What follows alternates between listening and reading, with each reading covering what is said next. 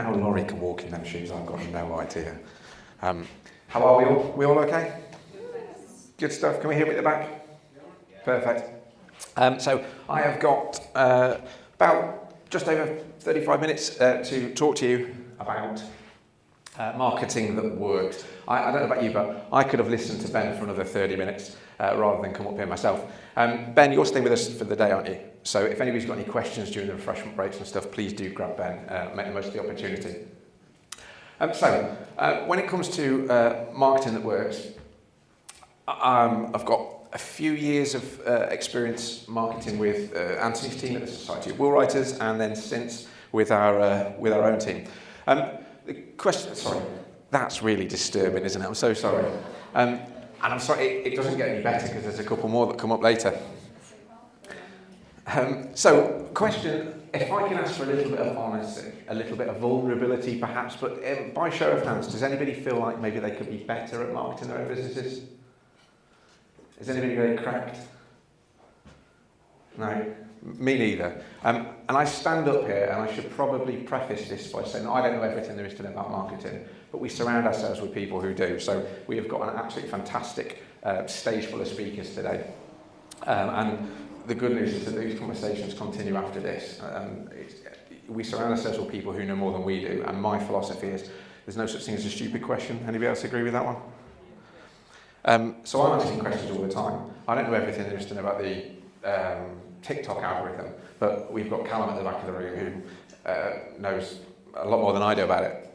So we've got this vulnerability, right? We don't know everything there is to know, and sometimes it feels a bit like this. It feels like we're walking down a road with very little direction as to what we're doing. Do we all agree with that? We don't know where to spend our time.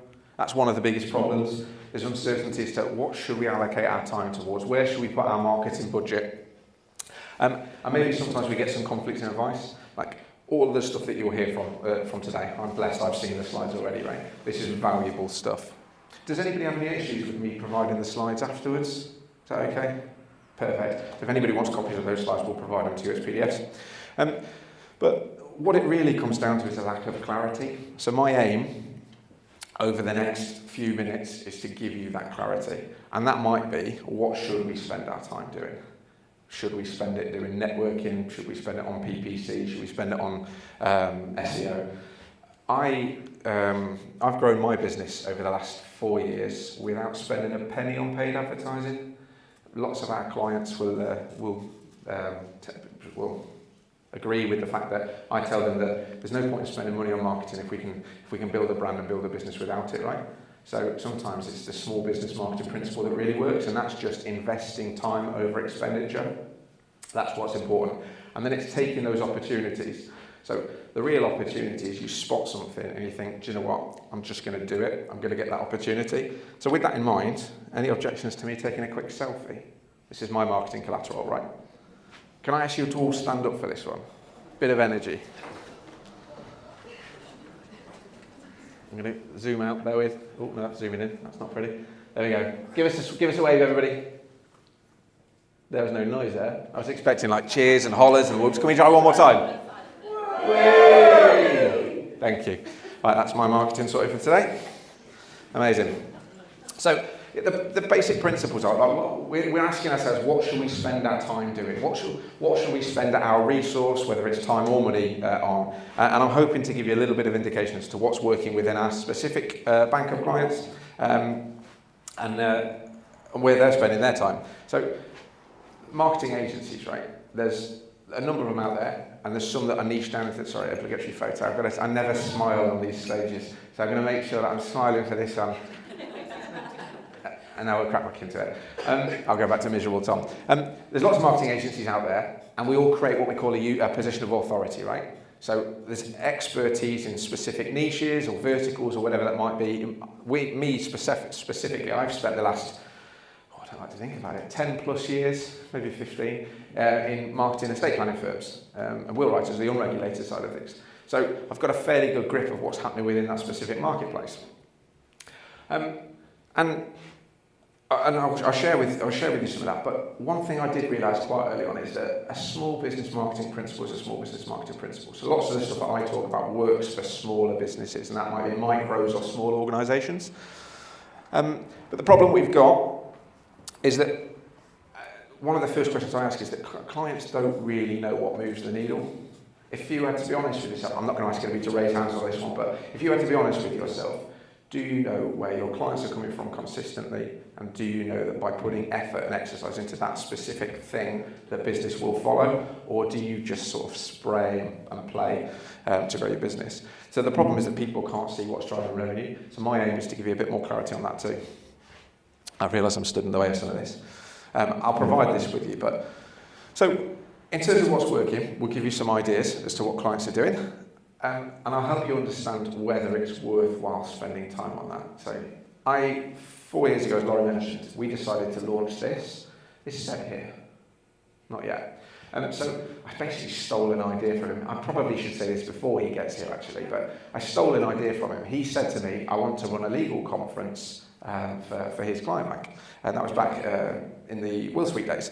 And I thought, do you know what, when I start my own business up, I'm going to do that. So year one, I took a massive risk and we set up the first Legal Growth Conference.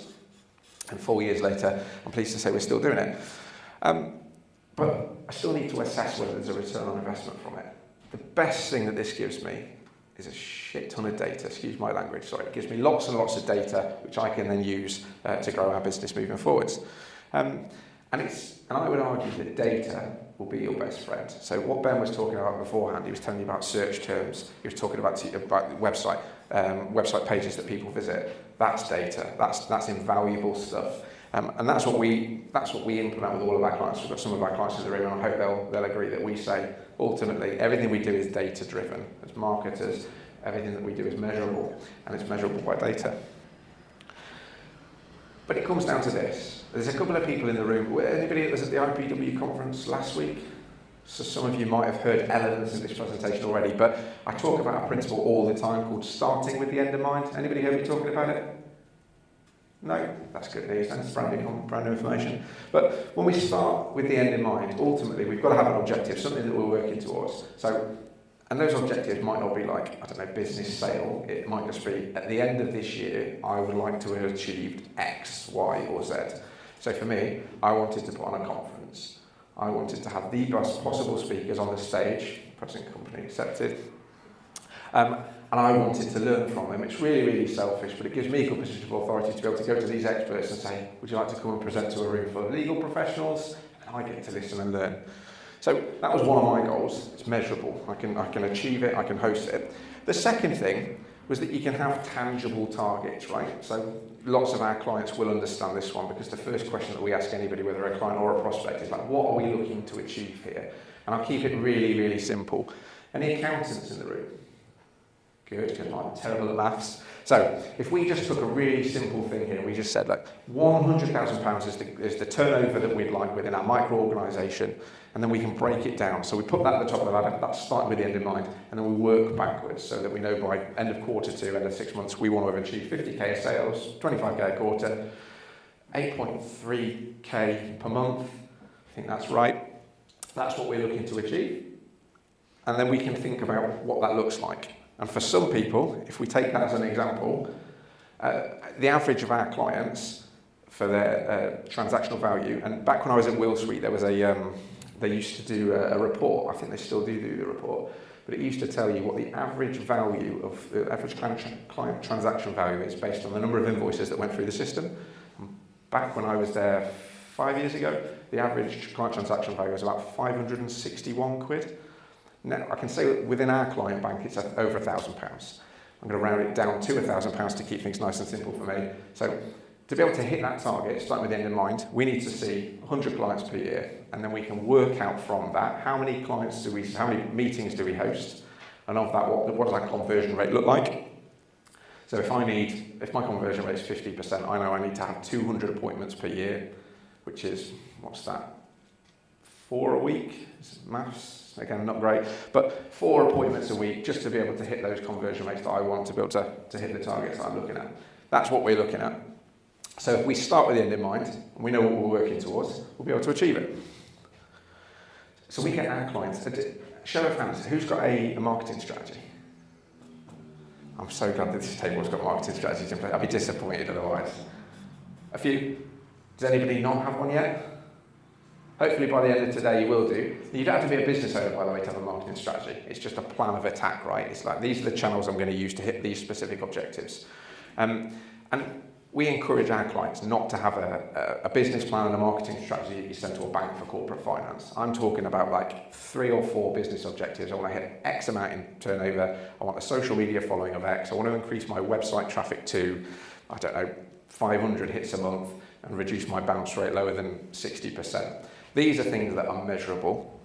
And then we can start to plan out using a marketing strategy how we're going to do it. So we know that referral-based marketing is an incredible way to get business cost effectively. We know that we need to grow our digital footprint, and sometimes the way to do that would be to use PPC, paid ads. So the question is then, where do we go and get our clients? Does anybody here want more clients? A couple of people? Not as many as I was expecting. No. Has anybody got too many clients? No, I did this presentation last week, and somebody put their hand up and I was just like, we're going to pounce on them afterwards. They've got too much business. I also want to know how they do it. So the idea basically being, where can you find your clients? There's a book called They Ask You Answer by Marcus Sheridan. Anybody read it? A couple of people in the room. Toby at the back. I live by that book. I've stolen all of his ideas and started to implement them. It's available on Amazon, but I'll save you 16 quid. The principle behind it is that you answer all of the questions that a prospect could possibly have, so that when they do reach out to you, they're a motivated purchaser. So using Ben's ideas, we create content, we put it on the website, it ranks for SEO and generative search, and then theoretically, because we've answered the question, we've built trust, people come to us, they go through the sales process, the contact forms, whatever it might be, flows into our case management system or CRM, and then business will flow afterwards. So we've got to think about what that looks like. And that's one of the things that I would do. So everything that Ben's mentioned this morning is stuff that we're doing within our practice. And then if I could drag you back to GCSE business studies just for a second, just to the classroom. Does anybody know the 4 Ps? Does anybody know the additional 3 Ps? There's 7 Ps apparently. I thought it was witty because there's so many Ps, it just keeps on increasing. I think I wrote an article about maybe 2 or 3 years ago with 27 Ps that people should be implementing when it comes to their marketing. We don't have the time, do we? So ultimately, these are the 4 Ps. This is the stuff that we need to consider. We need to consider what we're selling to people, at what price we're selling it to them, and theoretically the value that is attached to that. Because price isn't necessarily so important, it's the value that we provide. Because people, certainly in the legal sector, people make purchases based on emotion, right?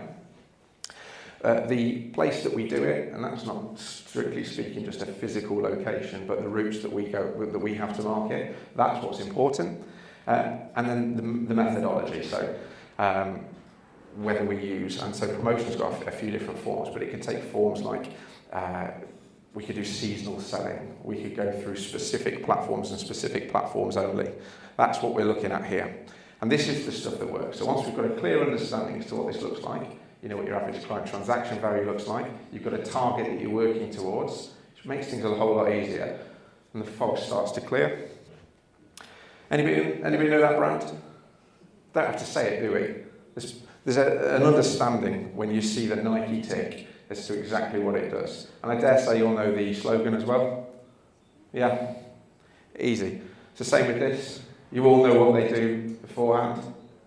This is the power of brand. Does anybody know this one? This is the hashtag. Do you know the brand? Come on, somebody's got to shout it out. Say again, sorry?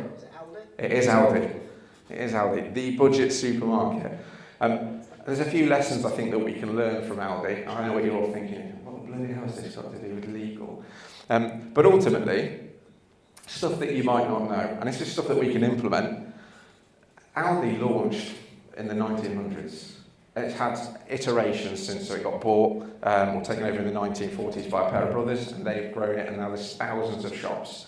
That doesn't necessarily matter to us, does it? Because we're not going to buy based on the fact that it's an existing family business. What matters to us is what we get, what we feel, what happens. But the stuff that you do remember is you've got the fancy, you've got the middle aisle. Everybody knows the middle aisle. My wife does. She spends a fortune in it. It's supposed to be a budget supermarket. But ultimately, we know that. We know what we're going to get. And Aldi have created an incredible brand around this. In addition to that, You've seen, if you go into, I'll give you another example, Sainsbury's, or it might be an Asda's too, they've got an Aldi price match. How good must their brand be that other supermarkets are going to say, well, actually, we're going to match that. We're going to match what they're able to offer. So ultimately, they're creating value, they're creating a perception, and people are buying from them. So much so that the other supermarkets are worried. But they also inject some personality into their brand. Our clients, I'm going to pick on you, Sarah, for a second, if that's okay. Do you ever get fed up with me saying, let's do video? Yes. You do? But you still do it, right? Yes. And you do it because people buy into it. We do poems with Lisa. Ultimately, I tell all of our clients to do video. And I recognise I do it too. Maybe not as much as I should. And Callum berates me for not going in front of the camera as much as I should. But as Ben mentioned, video is a hugely important tool. If you're writing your blog content, you can embed those videos into the blog. So you can still get the written text, but also do the video piece too. Keep people on those blog articles longer. Reduces your bounce rate. But you can do this, you can inject some personality into your brand. People will know you, like you, and trust you more. That's really, really important.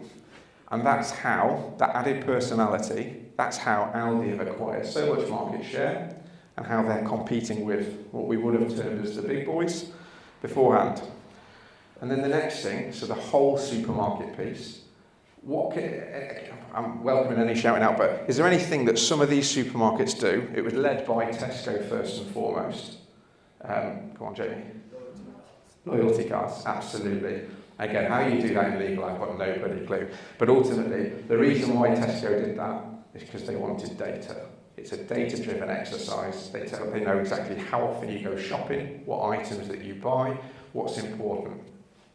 So if you can glean some of that, understand what's important to your clients, which is essentially what Tesco's have done with the club card, then it's easier to be able to put a marketing strategy of some sorts together, and that's what will then generate business. So I did say to you beforehand, how is that relevant to marketing? We've talked about brand personality. We can see how that's relevant, presumably, right? I'm getting a few nods. Yeah. Well, ultimately, it comes down to one simple principle, and this is what I want you to go away with today. It's a principle called know, like, and trust. Anybody in B&I? A few hands. That's a B&I-based principle. I've just pinched it. But this is also the principle that Marcus Sheridan talks about. He talks about know, like, and trust. So ultimately, American marketers now suggest that it takes, on average, 10 touches of your brand. So people have to be exposed to your brand 10 times before they will know you, like you, and trust you enough to part with their hard-earned cash on your products or services. That makes sense, right? Nobody's going to make a decision until they know you, like you, and trust you. So there's a few ways that people do that. Pretty pictures and sheep, but ultimately, what this means is that there's a principle called the herd mentality. You might not have heard of the principle necessarily, but you'll understand it. We all make decisions based on what everybody else does. So I chose speakers because I'd seen them speak before. I've seen other people put them on the stage, and therefore I followed suit. I'm like, we want you on our stage. When we make a purchase decision, if you take Amazon as an example, we make a decision based on what other people have purchased. So I bought a guillotine for cutting paper for the event, right? I made that decision based on the data that Amazon gave me. They said 29,000 people have bought this within the last 30 days. It's got 5,000 five-star reviews. That made it easier for me because I thought if other people have bought it, it can't be that bad. I'll buy it too.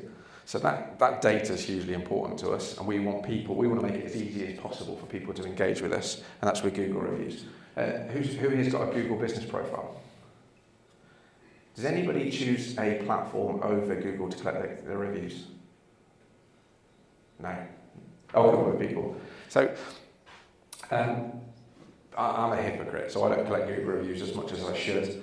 So this is my lesson after today. I'll go out and get more Google reviews, but we tell all of our clients to build this into that sales process. So once you close a case file, make sure that you're collecting a Google review from a client, because it gives you ever-ready content. You can then put it into blog articles, you can then put it as social media posts, you can talk about it in videos. All of that, all on the back of the fact that somebody else trusted you with their legal decisions.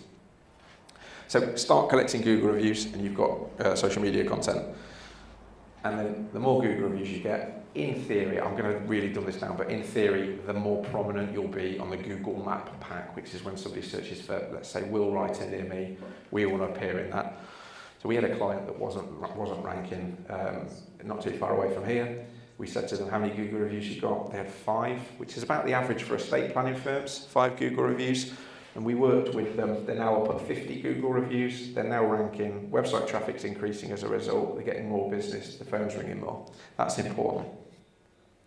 So it comes down to this. It comes down to visibility, personality, and credibility. Know, like, and trust. So these are the things that you need to be doing. The small business marketing principle talks about investing time over expenditure. We don't want to invest money on pay-per-click, for example. Maybe we don't have the money to invest in it, but maybe we can allocate some time. Every single day, Monday to Friday, people can't book into my diary between 9 and 10 in the morning. It's not because I'm still in bed. It's because I'm working on business development.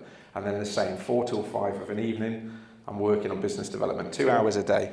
And all of that is spent on organic stuff. It's spent on stuff that will move the needle. Maybe not now, maybe not tomorrow, but in 2-3 weeks' time. The stuff that Ben was talking about, the search intent and the visibility, I started writing blog articles on the Legal Growth website 4 years ago. I threw it together in 3 days just before we launched, just so that I had a brochure website. I've not rebuilt it yet. It's being rebuilt as we speak. I did hope to be able to launch it here, but I failed. But the website has just been added to over time. We're adding content to it all the time. Maybe one blog every week. And then what's happening is it's telling Google that, number one, this website's being updated on a regular basis. Google will retrawl your website. It's seeing that I'm writing my content now specifically so that it catches search intent. So I'm using key terms, I'm using accordion style question and answer. So throughout the course of the post, I might be writing question and answer. I should be embedding blog videos into it, videos into the blog, which I will start to. But ultimately, my search traffic has increased massively. And I share, anybody who's connected with me on LinkedIn, it's not a flex, it's just to show you that it works. We get 250,000 impressions on our website, thousands of clicks, just based on content that we write. So, small business marketing principle, if you want more business, then start to create more content, start to build that know, like and trust, position of authority as we call it, and then show up on the platforms that matter. If I were to say to you, I want an answer to a question, I'm going to Bing it. No? I'm going to Google it. I think it's 93%, Benny might be able to correct me on this, but about 93% of web traffic goes through Google. I think that will start to decrease as we see more reliance on AI. But ultimately, Google handles the majority of our search traffic, so therefore that's where I'm spending most of my time. I'm updating my Google business profile. I'm making sure that I'm ranking. I'm checking Google Trends to see what search terms I should rank for. And I'm ignoring the other two. I think 4% of website traffic goes through Bing then. But all of my time is spent on Google Business Profile and Google Optimization. And that's because of this. This is what a client does. If somebody's interested in what you've got to do, what you've got to say, they will Google you. They'll make sure that you've got reviews. They'll assess whether they believe they're credible reviews. They'll look at, quite honestly, they're looking to make sure that you've got no bad reviews. If you've got a negative review, it happens, right? Nobody's perfect. But what they're looking to see is how you've dealt with that. So I would always respond to a negative review, and I would respond to it by politely discrediting the review as best you can. Unless you're horribly in the wrong, in which case you're just going to own it. But more often than not, we don't believe that we are, and therefore we'll politely discredit it. So I'm so sorry that you felt that way. I'd be more than happy to talk through it with you. We did X, Y, and Z, which we told you we'd do. So they'll also, these prospects will also check your website. They might look at your social platforms. So from a business-to-business perspective, they'll be looking at things like LinkedIn. And they'll be looking for that herd mentality. They'll be looking to establish whether you're a trustworthy person, whether they know you, like you, and trust you. And I'll give you an example. So a few years ago, in fact, when we launched the business, I was asking for recommendations as to who I should use for my accountant. I don't know about you, but when people choose an accountant, they tend to stick with it, right? They don't tend to change because it's a bit of a faff, bit of a hassle. Well, I wanted recommendations, so I went out to my LinkedIn connections and said, can you recommend somebody? My brother-in-law responded to me and said, you should use the same accountant that I've used. My decision was already made at that point. I trusted what he said. He's used them for years. I thought, okay, if he trusts them, I'll trust them. But I still did my Googling. And one thing that I found was that they weren't active on social media. The Facebook hadn't been updated for about 18 months. Naturally, I saw that as an opportunity to sell them some marketing. And it worked. But the key thing was, that was my perception, right? I'd already made a decision to use them. I knew that they were active based on what I'd been told. But if I was a brand new prospect and I was just looking and I'd found them on Google, I found them on a search engine, I wouldn't be going with them because they weren't there, they weren't credible. That's the herd mentality. So when it comes to it, marketing consistently is hugely important, and the referrals get you considered, and it's the visibility theoretically that gets you chosen. So my example about the accountant, it's not great on the basis that I'd chosen it, but if I was brand new to them, I had no exposure, and I was just looking for an accountant off the cuff, I wouldn't have been using them. So I talked to you at the start about how important data is for me and my business. If there's any takeaway from my specific talk today, it's about data. Data is your best friend. And I know it sounds really, really, really boring, but ultimately, you make decisions based on data. Obligatory photo opportunity. Thanks, Toby. And if you'd like to implement data more, or if you'd like to find out how you can, there's a gentleman just on this table over here called Tommy. Tommy and I run a CRM system together. He is incredibly data-driven. He's able to adapt data and help us utilise data in ways that you can't imagine. So I won't name you this, but you've got a client that you've done an AI solution on based on data, huge amounts of data. Okay, amazing. So basically data, fundamentally important. You just need to understand what you're doing. And you can even, so referrals, the recommendation piece, right? Hugely important for us in our business growth, but it's all data-driven. So how many referral partners have you got at the moment? Ask yourselves that. If any of our clients, so I talk ourselves out of a ton of business, and I'll say, you don't need to spend money on marketing. What you do need to do is just invest time over expenditure. Small business marketing principle. Go and get referral partners. If you're an estate planning professional in the room, that will be your best source of business. If you get 5 referral partners, 5 IFAs, accountants, mortgage brokers, they will bring you business. Hugely important. If you get to 15, I think, Jamie, at one point, that was a model that you implemented, right? And I stole it from you, I think, and now I start spreading it as if it's my own. But ultimately, that generated a huge amount of business for you, tons and tons of referral partners, and then you start to take on consultants. Less now, because you nicked the idea. Everybody's going after your referral partners. Apologies. But it's the best way to do it, and all you need to do is get data. So if we take it from the front end to the back end, who here's got a CRM system in place? That's great news, that's what we like to hear. Go and scrape data. If you're using ChatGPT now, you can run a deep research project and say, I want all of the accountants, financial advisors, mortgage brokers within a 10-mile radius of insert geographic location, and then let it do its thing, and tell it that you want LinkedIn business page profile, link, URL, email address, key person of influence at that firm or key decision maker, and then put that into your CRM system, apply a tag to it, put them through an email sequence or a funnel of some description, and then start to watch the referrals grow.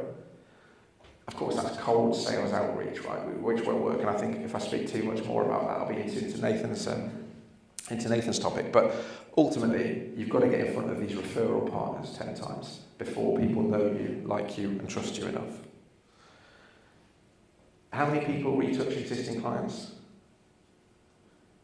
There's a couple of hypocrites in the room, right? Maybe not so much, but one of the things that we have seen is that if you build up a bank of 1,000 clients, in theory, if you're a one-person band, you've got an opportunity to revisit them every 3 to 5 years for estate planning. And people don't do that necessarily. But again, it all comes down to data.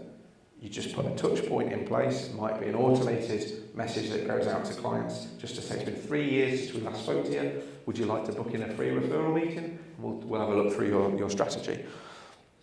That's a huge opportunity for new business, and it's one that's untapped, and it's also, people just aren't doing it certainly in the estate planning sector.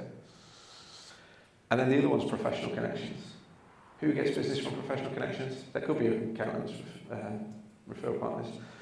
This has been, for me, one of the best growth drivers over the last 2 years. So my wife, I don't think she's here now, I think she's gone home. My wife was the lady on the reception desk earlier on. She's a wonderful lady, just in case she is listening. She describes me as socially awkward. So the idea of going to a networking event at 5 a.m. on a Friday morning to have stale coffee with people that just want to sell to me without knowing what I do or what problems I have, that fills me with anxiety. Does anybody else share that?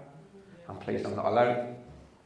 But the idea being that I still need to grow my business. You guys still need to grow your business, but we don't want to stand there. And I'm that socially awkward person that I don't have the balls to say to somebody, do you know what, I don't think this is for me.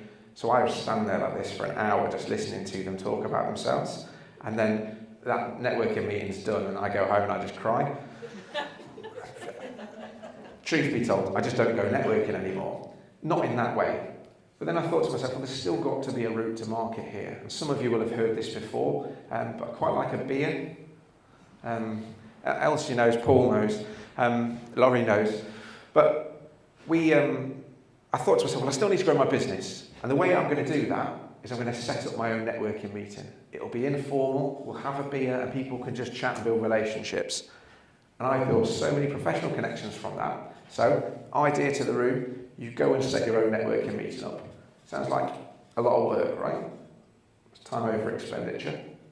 The simplest way to do it, I'm going to use estate planners because that's my audience, right? That's who I know. You ring a financial advisor, an accountant, and a HR professional that you've never met before, but they're in your specific geographic radius, and you think that they've got the audience that you specifically want. You send them a message and say, look, I'd love to take you out for a coffee. I'd love to learn a little bit more about your business, what you do, how you do it. And I'm going to invite a couple of other people that might be interested as well. And you have 4 people there, you and 3 others, and you give them 15 minutes to talk about what they do. By proxy, it would be rude of them not to ask you what you did, right? So you still get an opportunity to introduce your brand, your service provision. And thereafter, you simply say to them, well, would you like to bring somebody to the next one and I'll do the same thing? And then you've doubled the size of the group. And that was in essence how we grew Beers and Business. And it's now been running for 2 and a bit years. Return on investment's massive. And I get to go out for a beer on a monthly basis. Wife doesn't like it, but there we go. So 2 years I said that we'd run Beers and Business for. And that's just down to this. Consistency wins. Does anybody see my LinkedIn posts? Anybody fed up with them yet? I show up though, right? I keep showing up and I'll take selfies. I took a selfie just now and I do it not because I've got this, because quite honestly nobody wants to see it, but ultimately it's just exposure on a regular basis and people keep seeing my face and they're like, oh yeah, I see you on LinkedIn. It works.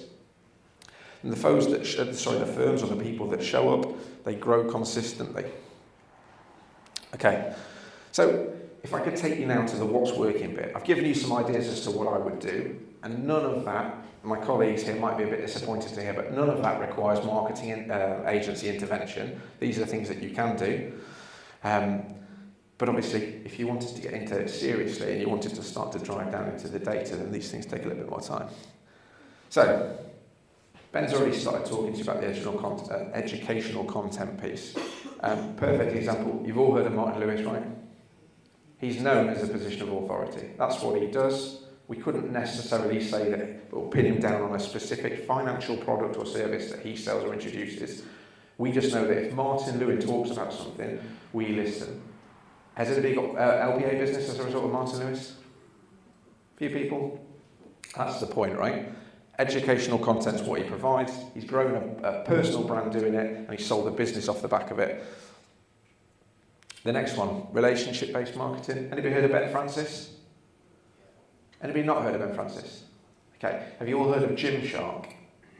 So Ben Francis was the founder of Gymshark. He was the youngest ever billionaire, the first billionaire under 30, self-made billionaire under 30 years old.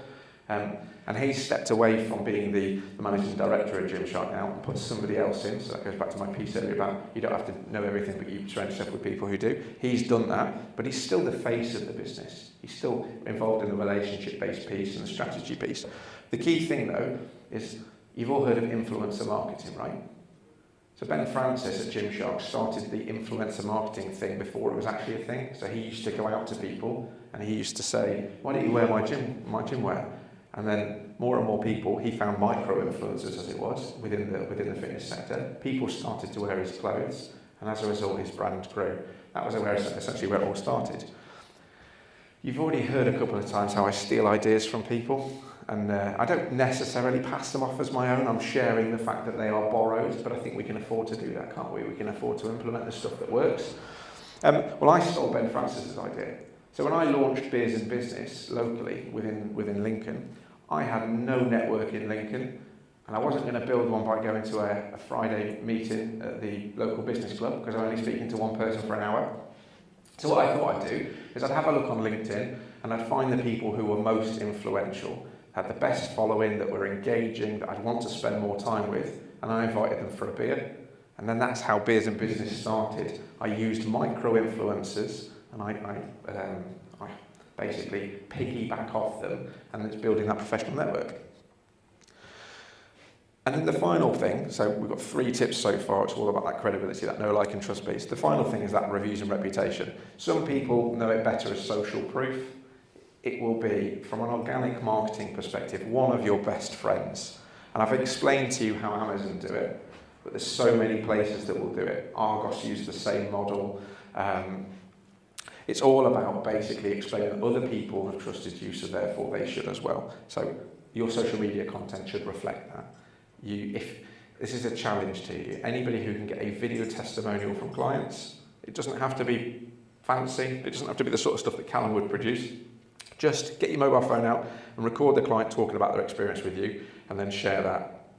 That will be your challenge. That will bring you more business. And if you can do that, as we said before, if you can do that consistently, you will be absolutely laughing. So that's social proof.